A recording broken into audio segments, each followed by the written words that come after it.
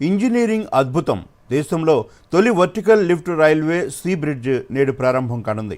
ప్రధానమంత్రి నరేంద్ర మోదీ తమిళనాడులోని రామేశ్వరంలో పంబన్ బ్రిడ్జిని జాతికి అంకితం చేయనున్నారు. ఈ వంతెన రామేశ్వరం ద్వీపాన్ని భారత ఖండంతో అనుసంధానం చేస్తుంది. దీని నిర్మాణం భారతదేశ రైల్వే చరిత్రలో ఒక మైలురాయిగా నిలుస్తోంది. ఈ కార్యక్రమంలో మోదీ రామేశ్వరంలోని ప్రసిద్ధ రామనాథస్వామి ఆలయంలో ప్రార్థనలు చేశారు. తమిళనాడులో 8,300 కోట్ల విలువైన రైలు, రోడ్డు ప్రాజెక్టులకు శంకుస్థాపన చేస్తారు. పంబన్ బ్రిడ్జి చరిత్ర చాలా ఆసక్తికరంగా ఉంది.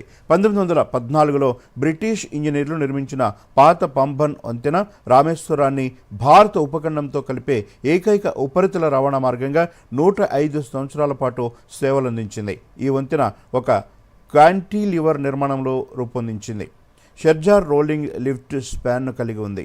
అయితే కాలక్రమేణా సముద్ర వాతావరణం వల్ల క్షీణించటం, డిసెంబర్ 2022లో తుప్పు పట్టడం వల్ల ఈ వంతెన ఉపయోగం ఆగిపోయింది. దీని స్థానంలో 2019లో కేంద్ర ప్రభుత్వం 550 కోట్ల వ్యయంతో కొత్త వంతెన నిర్మాణానికి ఆమోదం తెలిపింది.